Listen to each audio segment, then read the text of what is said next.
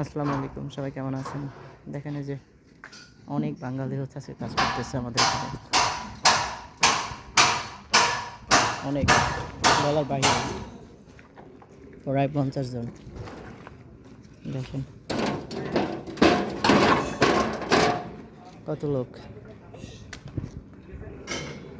দেখছেন অনেক লোক কাজ করতেছে।